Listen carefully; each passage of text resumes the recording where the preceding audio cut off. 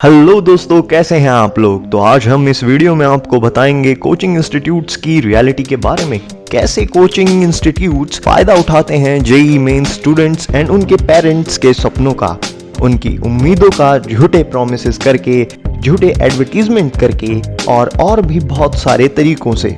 हाँ, बहुत सारे कोचिंग इंस्टीट्यूट्स ऐसे नहीं होते, कुछ बहुत ही अच्छे इंस्टीट्यूट्स भी होते हैं, बट कुछ इंस्टीट्यूट्स हद से ज्यादा बकवास होते हैं। उन्हें ना आपके सपनों से कोई मतलब होता है और ना ही आपके पेरेंट्स की उम्मीदों से। उन्हें मतलब होता है तो बस आपके पैसों से। तो हम आपको आज 8 ऐसे तरीकों के बारे में बताएंगे जो अक्सर ये कोचिंग इंस्टीट्यूट्स यूज करते हैं भोले भाले नाइव पेरेंट्स और बच्चों को पागल बनाने में। दोस्तों, हम ऐसे ही इंफॉर्मेशनल और इंटरेस्टिंग वीडियोस आप लोगों के लिए लाते रहते हैं, सो प्लीज हमारे चैनल को सब्सक्राइब कीजिए और कोचिंग इंस्टीट्यूट्स की शॉकिंग रियलिटी को जानने के लिए हमारे वीडियो को लास्ट तक जरूर देखिए।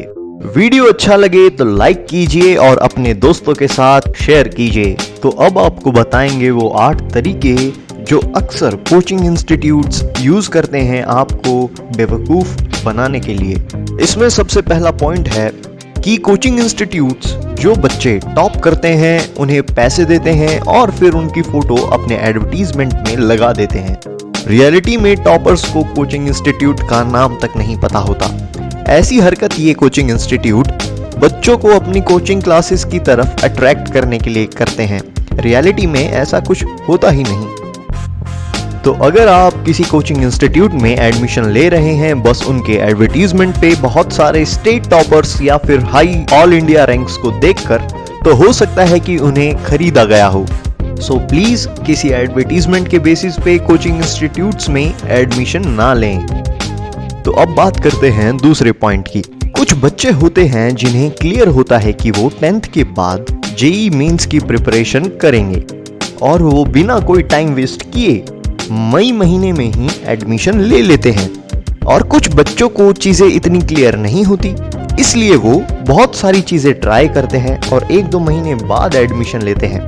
कोचिंग इंस्टीट्यूट्स को ये बात पता होती है और वो जानबूझकर मई वाले बैच को बहुत धीरे स्टार्ट करते हैं और जुलाई में एडमिशन लेने वाले बच्चों को मई वाले बैच में ही मर्ज कर देते हैं, ताकि उन्हें नया सेपरेट बैच स्टार्ट ना करना पड़े और उनके पैसे बच जाएं। इससे होता ये है कि उन्हें जुलाई में कोर्स काफी तेजी से पढ़ाना पड़ता है, जिससे स्टूडेंट्स का नुकसान होता है। तो अगर आप भी जुलाई में एडमिशन ले रहे हैं तो ध्यान दीजिए कि कोचिंग इंस्टीट्यूट आपको फ्रेश बैच प्रोवाइड करे और सब कुछ आराम से स्टार्टिंग से पढ़ाए। तो अब बात करते हैं तीसरे पॉइंट की। ज्यादातर कोचिंग इंस्टीट्यूट्स एडमिशन के टाइम ही पूरे साल की फीस ले लेते हैं। उसके बाद वो बच्चों को उस कमिटमेंट से नहीं पढ़ाते जिस कमिटमेंट का उन्होंने उनके पेरेंट्स के साथ प्रॉमिस किया था। वो ज्यादातर बच्चों को बैचेस में डिवाइड कर देते हैं। स्मार्ट बच्चे अलग बैचेस में और थोड़े से कमजोर बच्चे अलग बैचेस में। उसके बाद जो बच्चे इंटेलिजेंट होते हैं, जो कि उन्हें रिजल्ट दे सकें, वो उन्हें ज्यादा अच्छे से पढ़ाते हैं, उन पे ज्यादा ध्यान देते हैं। और जो बच्चे कमजोर होते हैं उन पे इतना ध्यान नहीं दिया जाता, क्योंकि वो उनकी फोटो अपने एडवर्टीजमेंट में नहीं लगा सकते, उनसे उनको कोई फायदा नहीं होने वाला। तो आप एडमिशन के टाइम पूरी फीस देने से बचें और हो सके तो वहाँ पे पढ़ रहे बच्चों से अच्छे से बात करें, उनसे पूछें किस तरह वहाँ के टीचर्स उन्हें बैचेस में सेपरेट करते हैं, किस तरह से उनके वो पढ़ाया जाता है। उसके बाद ही सोच समझकर किसी कोचिंग इंस्टीट्यूट में अपना एडमिशन लें। चलिए अब आपको बताते हैं चौथे पॉइंट के बारे में। ज्यादातर कोचिंग इंस्टीट्यूट्स एडमिशन के टाइम डेमो क्लासेस देते हैं। उन डेमो क्लासेस में बहुत ही अच्छे हाईली एक्सपीरियंस टीचर्स को बुलाया जाता है। वो डेमो क्लास भी काफी अच्छी दे देते हैं। उसके बाद जब एक्चुअल क्लासेस स्टार्ट होती हैं तो स्टार्टिंग में तो वही टीचर्स आपको पढ़ाते हैं, लेकिन कुछ दिनों बाद या कहूँ मिड टर्म्स के बाद टीचर्स को वो बदल देते हैं। लेस एक्सपीरियंस टीचर्स को बुला लिया जाता है और अब वो आपको पढ़ाते हैं। यानी कि एडमिशन के टाइम जिन टीचर्स को दिखा के आप सभी से पैसे मांगे जाते हैं, वो टीचर्स आपको असली में पढ़ाते ही नहीं, जो कि बहुत ज्यादा गलत है। तो चलिए अब बात करते हैं 5th पॉइंट के बारे में। पहले जब कोई बच्चा 12th क्लास में एडमिशन लेता था किसी कोचिंग इंस्टीट्यूट में, तो उन्हें 11th और 12th का सिलेबस ढंग से पढ़ाया जाता था।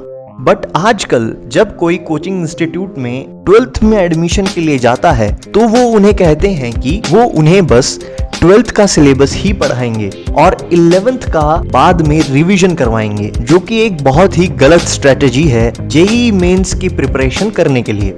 क्योंकि जब कोई बच्चा 12th क्लास में जेईई मेंस की प्रिपरेशन के लिए किसी कोचिंग इंस्टीट्यूट में एडमिशन लेता है तो उसका यही मतलब होता है कि 11th क्लास में उसे प्रॉपरली नहीं पढ़ाया जा रहा था, उसको चीज़ें प्रॉपरली समझ में नहीं आ रही थी, इसलिए उसने किसी कोचिंग इंस्टीट्यूट में अपना एडमिशन लिया। अब जब कोचिंग इंस्टीट्यूट्स बस 12th क्लास का पढ़ाएंगे तो उन्हें कुछ समझ में ही नहीं आएगा, क्योंकि उनकी 11th तो वैसे भी क्लियर है ही नहीं। 11th क्लास बेस होता है जेईई मेन की प्रिपरेशन के लिए, तो जब बेस ही क्लियर नहीं है तो 12th में उनको कहाँ कुछ समझ में आएगा। और जब वो 11th के रिवीजन करवाएंगे तो वो भी उन्हें नहीं समझ में आएगा, क्योंकि उनका 12th में जो पढ़ा हुआ है वो भी क्लियर नहीं है। इसलिए ले दे के ये बहुत ही नुकसानदायक है। तो जब कोई बच्चा 12th क्लास में किसी कोचिंग इंस्टीट्यूट में अपना एडमिशन ले तो इस चीज पे ध्यान दे कि कोचिंग इंस्टीट्यूट उन्हें 11th और 12th सेपरेटली ढंग से पढ़ाए।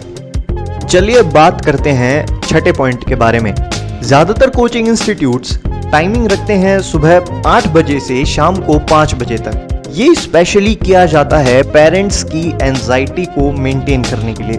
पेरेंट्स को लगता है कि उनका बच्चा रात दिन मेहनत कर रहा है, वो सुबह 8 बजे कोचिंग में जाता है और 5 बजे लौट के आता है, क्या बात है। बट एक्चुअली में इससे स्टूडेंट्स को काफी नुकसान होता है, क्योंकि जेईई मेन की प्रिपरेशन करने के लिए आपको अपना 70% टाइम सेल्फ स्टडी पे देना होता है। बट इस केस में आप अपना 70% टाइम कोचिंग इंस्टीट्यूट में स्पेंड कर रहे हैं।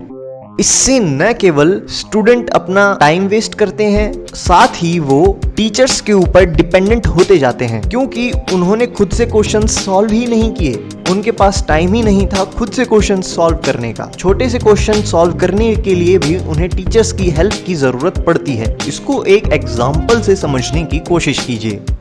मान लीजिए कि कोई बच्चा गाड़ी चलाना सीख रहा है और उसे मौका ही नहीं दिया गया ड्राइवर की सीट पे बैठने का।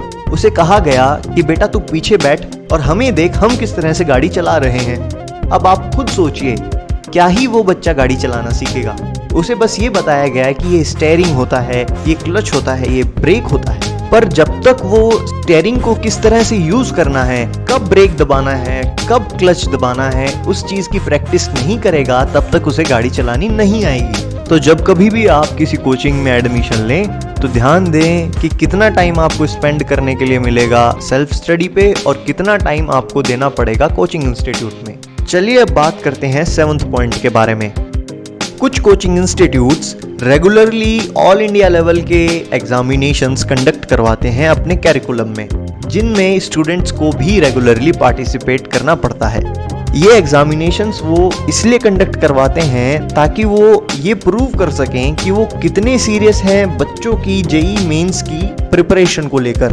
बट रियलिटी में ये बच्चों के लिए अच्छा नहीं होता, क्योंकि इन एग्जामिनेशंस की वजह से बच्चे उन टॉपिक्स पे ज्यादा फोकस करते हैं जो उन्हें एग्जामिनेशन में पूछे जा रहे हैं, ना कि उन टॉपिक्स के ऊपर जो उन्हें क्लास में पढ़ाए गए हैं, जिसकी वजह से उनका कोर्स पीछे छूटता जाता है और उनसे क्वेश्चंस भी सॉल्व नहीं होते। अल्टीमेटली वो स्ट्रेस लेने लगते हैं और डिप्रेशन में चले जाते हैं। इसकी जगह अगर वीकली क्विज़ेस रखी जाएं उन टॉपिक्स के ऊपर जो उन्हें क्लास में पढ़ाए गए हों, वो ज़्यादा बेनिफिशियल होते हैं। हाँ, अगर फुल सिलेबस टेस्ट रखे जाएं जेईई मेंस एग्जामिनेशन से 3-4 महीने पहले, तो वो बहुत ज़्यादा बेनिफिशियल रहता है स्टूडेंट्स के लिए, क्योंकि स्टूडेंट्स अपने परफॉर्मेंस के बेसिस पे जज कर सकते हैं कि उन्हें कितना प्रिपेयर करना है जेईई मेंस एग्जामिनेशंस के लिए। चलिए बात करते हैं 8th पॉइंट के बारे में। कुछ कोचिंग इंस्टीट्यूट्स थ्योरी पे बहुत ज़्यादा एम्फसाइज करते हैं, बट प्रॉब्लम सॉल्विंग के ऊपर बहुत कम ध्यान दिया जाता है। ये सिचुएशन अगर होती है जब टीचर्स खुद ही कॉन्फिडेंटली डिफिकल्ट क्वेश्चंस सॉल्व ना कर पाएं। इस केस में टीचर्स जो डिफिकल्ट पार्ट होता है उसे टच ही नहीं करते, उसे स्किप कर देते हैं और बस जो इजी पार्ट होता है वो स्टूडेंट्स को पढ़ा देते हैं, जिससे स्टूडेंट्स का बहुत ज़्यादा लॉस होता है। तो ये थे कुछ तरीके जो कोचिंग इंस्टीट्यूट्स यूज करते हैं भोले भाले पेरेंट्स और स्टूडेंट्स को पागल बनाने के लिए। होप करता हूँ आपको हमारा वीडियो अच्छा लगा होगा।